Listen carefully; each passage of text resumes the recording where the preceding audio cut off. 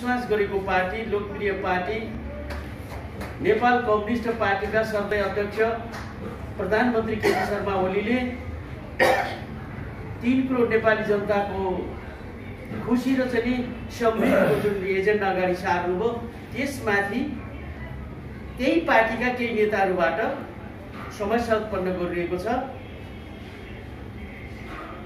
आज संसारभरि चाहिँ फैलिएर रहेका प्रवासी नेपालीहरू आज 4 बजेदेखि प्रतिनिधि सभाको बैठक, त्यसपछि त्यही पार्टीभित्र चाहिँ देखिएका चाहिँ समूहगत स्थिति, त्यसले लिने चाहिँ निर्णय र अगाडिको बाटो समग्र रूपमा नेपाल स्थिरतातर्फ अगाडि बढ्छ कि फेरि पछि फर्केर यथास्थितिमा चाहिँ अगाडि बढ्छ, यो अहिले सबैको चासोको विषय बनिरहेको छ। यहाँ भारतमा बस्ने हामी प्रवासी नेपालीहरूले तपाईको राणा विरोधी आन्दोलनदेखि लिएर 63-64 को ऐतिहासिक जनक्रान्तिपछि आफै सहभागी बनेर निर्माण गरेको संविधान र त्यो संविधानले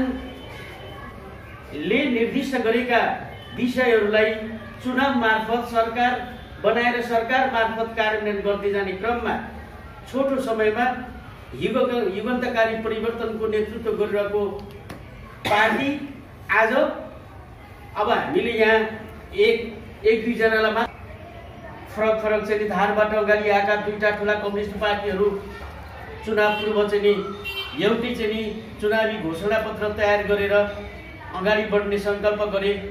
लामो समयको चाहिँ निरंकुशताबाट अगाडि बढिरहेको नेपालको राजनीति त्यो अवस्थामा पुग्दाखेरि नेपाली जनताहरूले चाहिँ स्थिरताको निम्ति, विकासको निम्ति चाहिँ 2टा ठुला कम्युनिस्ट पार्टीहरूलाई चाहिँ अनुमोदन गरेर प्रचण्ड बहुमत दिए।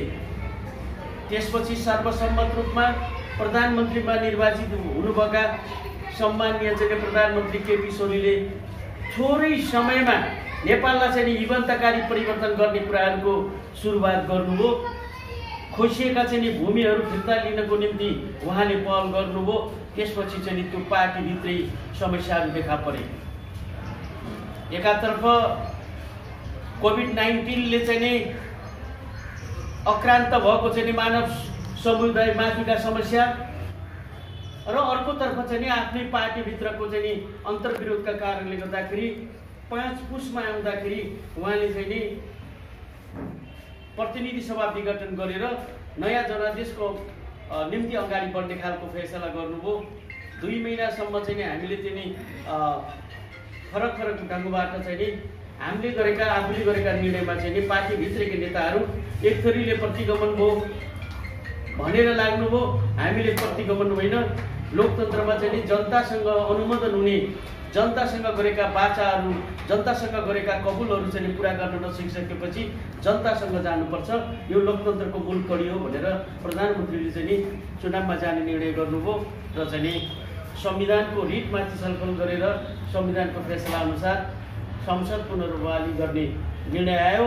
कानुनी राज्य र संविधानको सर्वोच्चतालाई स्वीकार्दै आएको त्यो पृष्ठभूमिबाट अगाडि बढेको पार्टीले त्यसलाई सहज र स्वीकार गर्ने, त्यसले यद्यपि हाम्रो मुलुकलाई चुनावमा जाँदाखेरि हाम्रो मुलुकलाई चाहिँ त्यसले अस्थिरतातर्फ धकेल्नेछ, हाम्रो विकास निर्माणको चाहिँ सुरुवातमा त्यसले चाहिँ अवरोध गर्नेछ, फेरि पनि सर्वोच्चको फैसलालाई स्वीकार गर्नुपर्छ भनेर फेरि आज 4 बजेदेखि संसदको चाहिँ फेरि बैठक सुरु हुँदैछ। तपाईले अब यहाँ मैले भन्दा पनि नभन्दा पनि पार्टीभित्र चाहिँ अहिले असहजको स्थिति छ, विषम परिस्थिति छ, छुट्टा-छुट्टै भेलाहरू भएका छन्, संसदीय दलको छुट्टा-छुट्टै बैठक भएको छ, आफ्नो खालको दावा गरिएको छ। त्यो यथार्थ त्यो के यो पार्टीलाई फेरि बचाउन सकिन्छ, जोगाउन सकिन्छ भनेर चाहिँ धेरै मान्छेहरूले चिन्ता गरिरहेका छन् र पार्टीभित्रका एक थरी साथीहरूले अझै पनि यता पछाडि 5 भदौको चाहिँ स्थायी कमिटीको बैठकले गरेको फैसलामा टेकेर पार्टी अधिवेशनमा जाने, नेताहरूले चाहिँ कार्यकर्ता पार्टी र चाहिँ जनतासँग सार्वजनिक रूपमा चाहिँ माफी माग्ने, र नयाँ ढङ्गबाट चाहिँ यो कम्युनिस्ट पार्टीलाई चाहिँ जोगाएर अगाडि बढ्नको निम्ति प्रयत्नहरू भइरहेका कुराहरू पनि चाहिँ सामाजिक सञ्जालमा चाहिँ आइरहेका छन्। यस्तो अवस्थामा प्रवासी नेपालीहरू जो हामी चाहिँ लामो समयदेखि नेपालको चाहिँ अग्रगमनको निम्ति, नेपालको चाहिँ परिवर्तनको निम्ति, नेपाली जनताको न्यायपूर्ण चाहिँ आन्दोलनको निम्ति हामीले ठुलो लगानी लगाएका छौँ, ठुलो योगदान गरेका छौँ, ठुलो त्याग गरेका छौँ।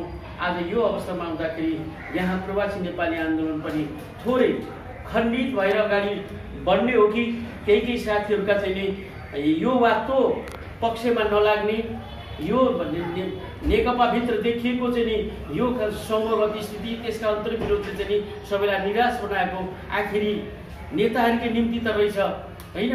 17,000 मान्छेहरूले चाहिँ बलिदान गरेर जनयुद्धको नाममा रगत बगाए। त्योभन्दा पूर्व चाहिँ झापाबाट सुरु भएको विद्रोहमा मान्छेहरूले चाहिँ क्रान्ति रोज्दाखेरि आफ्नो जीवन चाहिँ उत्सर्ग गरे। फागुन 21 मा हामी ती महान चाहिँ क्रान्तिकारी नेताहरूलाई हामीले चाहिँ शब्दबाट श्रद्धाञ्जली दियौँ। त्यस्तो अवस्थाबाट अगाडि बढेको कम्युनिस्ट पार्टीभित्र अहिले स्वार्थको कारणले केही समस्या छन्। हामीले देखिरहेका छौँ यो नेपालको चाहिँ यो चाहिँ कम्युनिस्ट आन्दोलनभित्र तपाईँको तेस्रो महाधिवेशन पछि यो वा त्यो नाममा सैद्धान्तिक कुराहरू कहिले पनि देखिएनन्। व्यक्तिको चाहिँ युगमा चाहिँ समस्याहरू हुने, खण्डित हुने, विभाजित हुँदै अहिले चाहिँ हामी सबभन्दा महत्त्वपूर्ण धेरै जनताहरूले विश्वास गरेको पार्टीको रूपमा हामी स्थापित भएका थियौँ। सम्माननीय प्रधानमन्त्रीले ठुला चाहिँ विकासका कामहरूलाई शुभारम्भ गरेर 10-20 वर्षभित्र विकासशील मुलुकको चाहिँ बराबरीमा चाहिँ मुलुकलाई पुर्याउने चाहिँ जुन जसरी सङ्कल्प गरेर अगाडि बढ्नु थियो त्यसलाई रोक्नको निम्ति देशी विदेशी प्रतिक्रियावादीहरूले षड्यन्त्र रचे। जब हाम्रो चाहिँ लुटिएको, खोसिएको, अतिक्रमण गरिएको चाहिँ भूभागलाई हामीले नेपालको नक्साभित्र पार्यौँ, त्यसपछि सरकारको विरुद्धमा चाहिँ पार्टी भित्रैबाट चाहिँ षड्यन्त्रहरू भए, विदेशी हस्तक्षेपहरू हुँदै आए र परिणामत प्रधानमन्त्रीलाई चाहिँ जसरी पनि अमर्यादित ढङ्गबाट पार्टीभित्रका एक थोरी साथीहरूले चाहिँ सत्ताबाट बाहिर गर्ने त्यो प्रयत्न गरियो।